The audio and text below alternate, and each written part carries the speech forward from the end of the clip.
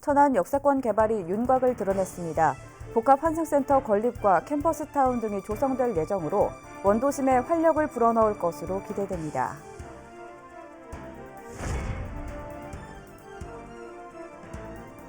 아산시가 공공디자인 개발을 위해 지역대학과 손을 잡았습니다. 시내버스 외관 디자인을 시작으로 다양한 분야에서 협업할 계획입니다.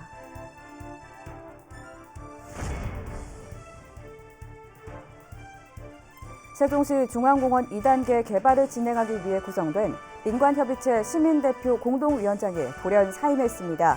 활동 마무리를 앞두고 발표한 터라 배경에 관심이 쏠리고 있습니다. 여러분 안녕하십니까? 티브로드 뉴스입니다. 천안역을 중심으로 한때 발디딜 틈 없던 원도심이 지금은 활기를 잃어버렸는데요. 천안 역사를 리모델링하고 주변을 개발해 원도심을 되살리기 위한 세부 계획이 확정됐습니다. 어떤 모습일지 장동원 기자가 취재했습니다. 하루 2만여 명이 이용하는 천안역은 전국에서 10번째로 이용객이 많은 역사입니다.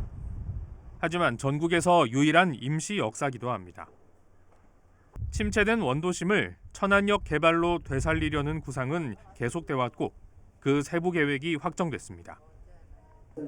천안시와 LH, 코레일은 2022년까지 천안 역사 개량 사업과 역세권 재생 사업에 6,220억 원을 투입합니다.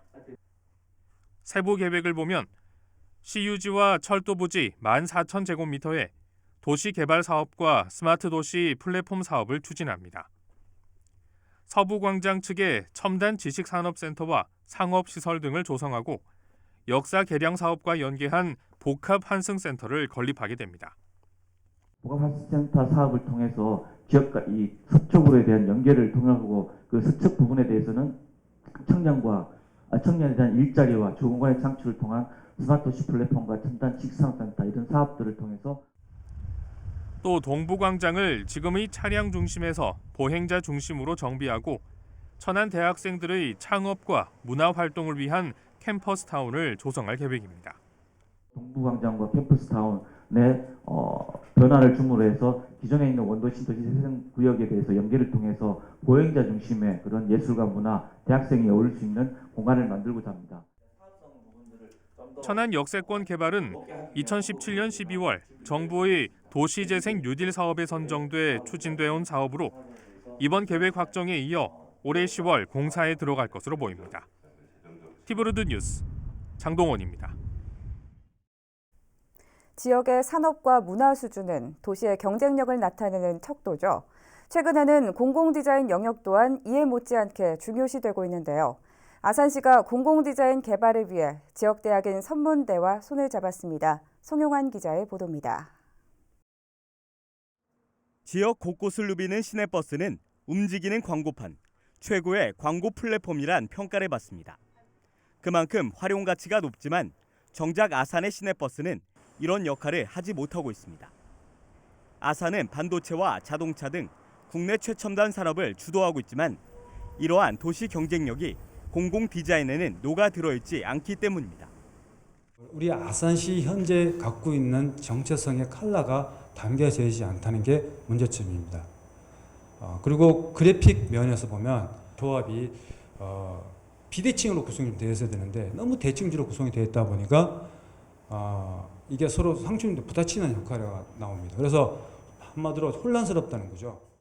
아산시가 도시의 경쟁력과 정체성 확립을 위해 선무대와 공공 디자인 개발 업무 협약을 맺었습니다. 도시 브랜드 향상은 물론 시각적으로도 쾌적한 정주 환경을 만들겠다는 취지입니다.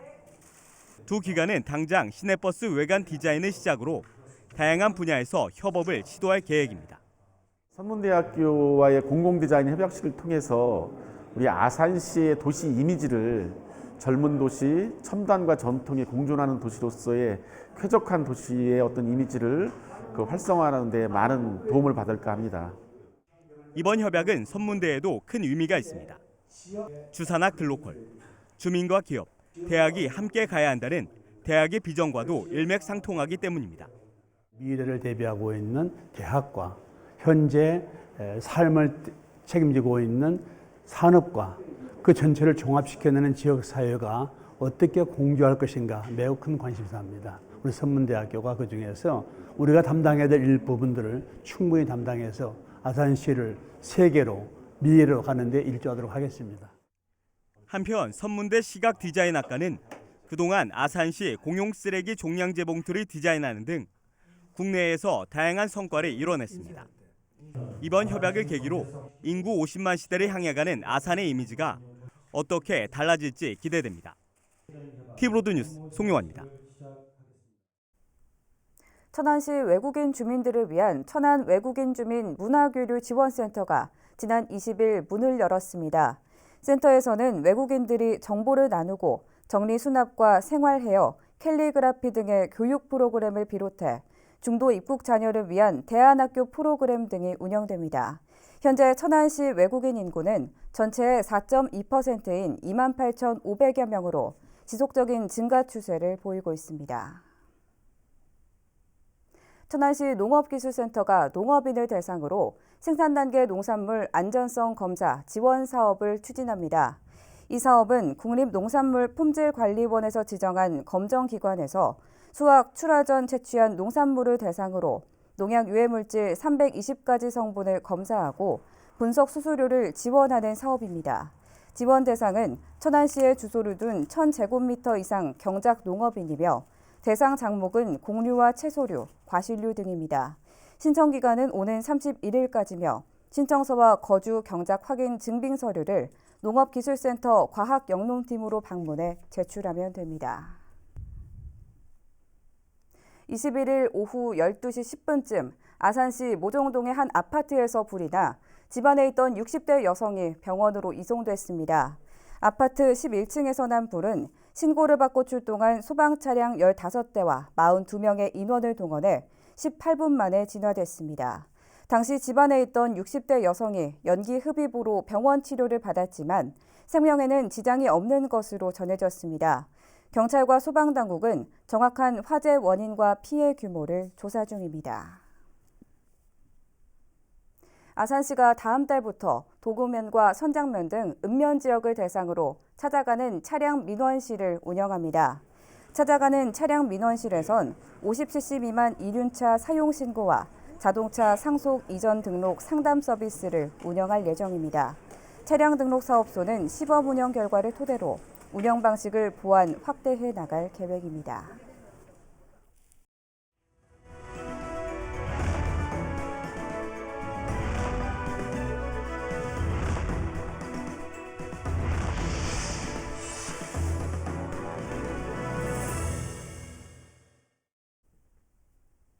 금개구리 발견 이후 지난 5년간 제자리 걸음을 하고 있는 세종시 중앙공원 2단계 개발을 진행하기 위해 지난해 말부터 민관협의체가 구성돼 운영 중인데요.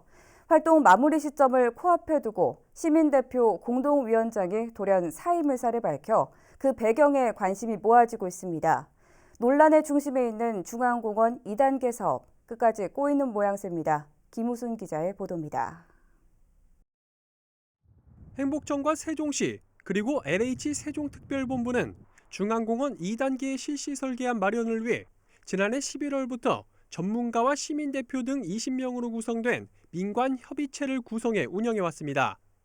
그리고 지금까지 9차례에 걸친 전체 회의 등을 거쳐 중앙공원 2단계에 넣을 편의시설과 녹지시설에 대한 논의를 벌여 최종 결정 단계에 이르렀지만 시민대표로 추천된 공동위원장 1명과 위원 3명이 갑작스레 자진 사임 의사를 밝혔습니다. 중앙공원 조성에 결정 권한이 없는 자문기구임에도 불구하고 모든 책임을 떠안게 된 구조에 대한 부담이 작용한 걸로 보입니다. 저는 오늘 이 자리에서 시민들에게 책임이 전가된 민관협의체 시민위원장직과 그 아름다운 민관협의체 시민위원직을 사임을 결정하고자 합니다. 민관협의체가 주관했던 논의의 장에서도 회의실 밖에서는 도입시설 논의에 관한 찬반 집회와 피켓 시위가 존재했었습니다. 그러면서 행복청장과 세종시장의 책임 있는 자세를 촉구하기도 했습니다. 관의 적극적인 개입 없인 갈등 관계에 놓인 현재의 사태를 해결하지 못한다는 겁니다. 자유한국당 세종시당도 이들의 사임 기자회견 직후 논평을 내고 중앙공원 2단계 조성과 관련해 시민단체의 책임을 전가하는 두 기관장의 행태를 강하게 비판했습니다. 이춘희 시장과 김진숙 행복청장은 시민들을 방패로 앞세우는 그런 비겁한 행동을 그만 멈추시고 떳떳이 앞으로 나와서 시민들이 원하는 목소리를 제대로 들어주시기를 재차 촉구합니다. 한편 행복청은 민간위원 4명의 사임에도 불구하고 같은 날 사실상 마지막 민관협의체 전체 회의를 열어 그동안 논의돼온 시설물 설치 등에 대한 제안을 받았습니다. 그리고 이날 제안된 의견은 검토 과정을 거쳐 향후 진행될 실시 설계 과정에 적극 반영할 계획이라고 밝혔습니다. 지난 6개월간 운영돼 온 중앙공원 2단계 민관협의체의 역할이 사실상 끝났습니다. 하지만 막바지의 위헌 사태라는 악재를 만나면서 조만간 최종 계획안을 내놔야 하는 행복청의 부담은 더욱 커지게 됐습니다. 티브로드 뉴스 김우순입니다. 세종시가 장애인과 고령자 등 교통약자들의 이동 편의를 높이기 위해 저상버스를 도입했는데요. 여전히 교통약자들은 저상버스를 이용하기 어렵다고 지적합니다. 보도에 김장섭 기자입니다. 전동 휠체어를 타고 있는 문경희 씨. 저상버스를 자주 이용하지만 이동할 때마다 불편을 겪고 있습니다. 가장 큰 문제는 부족한 저상버스. 여기에 운행되는 노선이 거의 없어 이동도 제한적입니다. 저상버스가 없다 보니까 거의 길거리에서 1시간이건 2시간이건 저상버스가 올 때까지 기다리는 게 가장 불편한 점이고요. 세종 지역에 보급된 저상버스는 54대.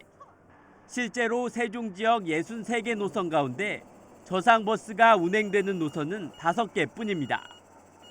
BRT나 광역 노선이 대부분입니다. 신도시마저 방직턱 등이 높게 설치되면서 저상버스 운행이 제한적인 상태입니다.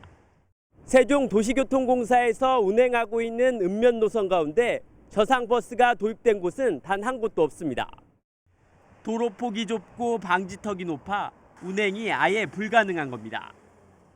여기에 인도와 차로가 구분되지 않은 곳이 많아 경사판 설치가 어려운 점도 문제입니다. 인도하고 차도하고의 구분이 없는 곳이 많아요. 그러니까 그런 곳에서는 장애인들이 저상버스가 들어온다 손 치더라도 지금 턱이 너무 높아져가지고 경사도가 너무 급해서 상당히 위험한 상황이 이제 벌어질 수가 있는 거죠. 이에 대해 세종도시교통공사는 경사판 이용 불편에 따른 대책을 마련하겠다고 답했습니다.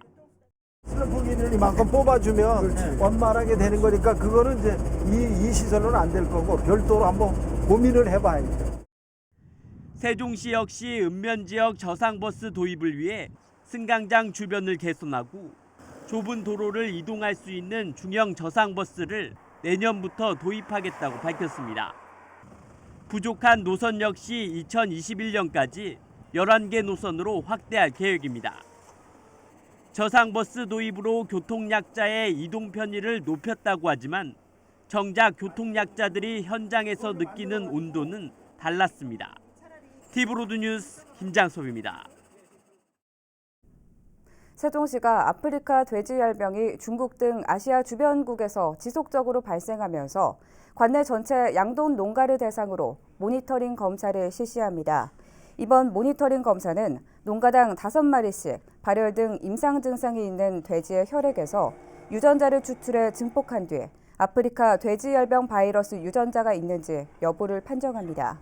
아울러 동물위생시험소는 양돈 농가별 전담 공무원을 지정해 예찰과 차단 방역 지도 등을 실시하고 있습니다.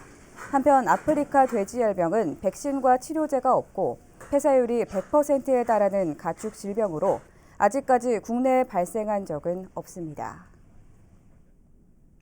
세종시에 시민이 원하는 생활체육 활동을 저렴하게 즐길 수 있는 공공 스포츠클럽이 들어섭니다. 세종시는 시체육회와 공동으로 신청한 공공 스포츠클럽 설립 사업이 문화체육관광부 공모사업에 선정됨에 따라 연간 3억 원씩 3년 동안 9억 원의 국비를 지원받게 됐다고 밝혔습니다. 공공 스포츠클럽은 지역 체육시설을 활용해 시민들이 생활체육을 즐길 수 있도록 다양한 종목의 프로그램과 전문 지도사를 제공하는 비영리 단체입니다. 행복도시권 간선 급행버스 체계, 이른바 BRT에 대한 명칭을 공모합니다. 행복청을 비롯한 충청권 7개 자치단체가 참여하는 이번 공모전은 22일부터 다음 달 5일까지 보름 동안 진행되며 12세 이상이면 누구나 2점까지 응모할 수 있습니다. 접수된 명칭은 전문가 심사와 시민투표 등을 거쳐 최우수 1점과 우수 4점 등 모두 15점을 선정해 다음 달 24일 상금과 함께 시상할 예정입니다.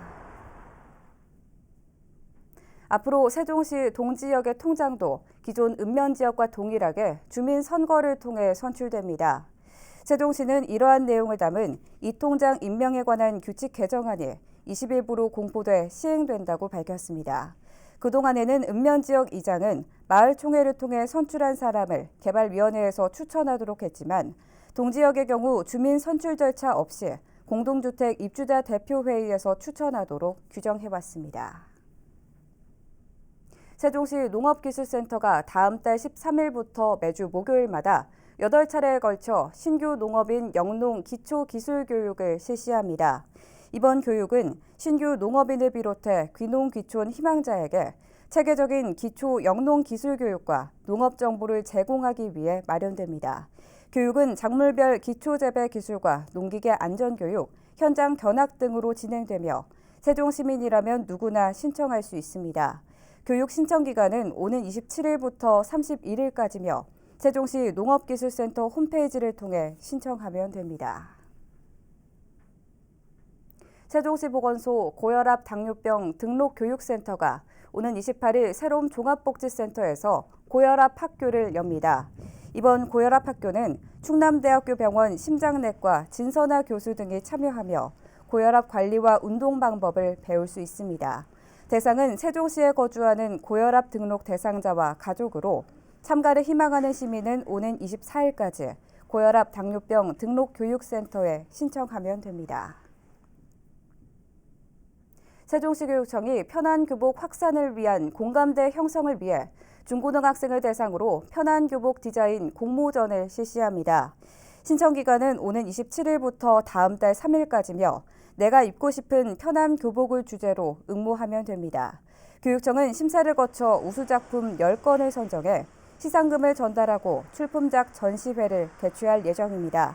참여를 희망하는 학생은 세종시 교육청 누리집에 있는 공고문을 참조해 교복을 디자인하고 교육청 교육복지 담당으로 직접 방문하거나 우편으로 접수하면 됩니다.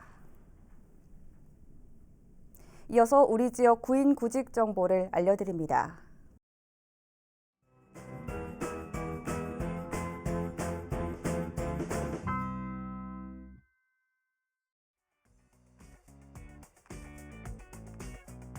주식회사 한국자동차에서 전기 용접 업무를 담당할 직원 5명을 채용합니다.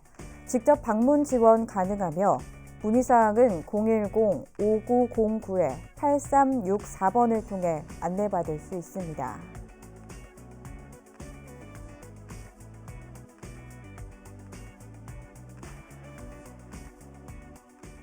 권경열 농장에서 버섯 재배 업무를 담당할 직원 4명을 채용합니다. 직접 방문 지원 가능하며 문의사항은 010-8811-6451번을 통해 안내받을 수 있습니다.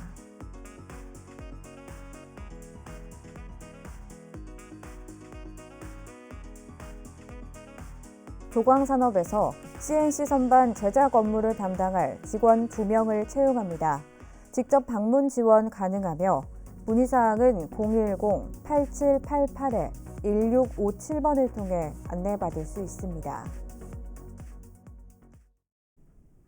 이상으로 뉴스를 마칩니다. 시청해주신 여러분 고맙습니다.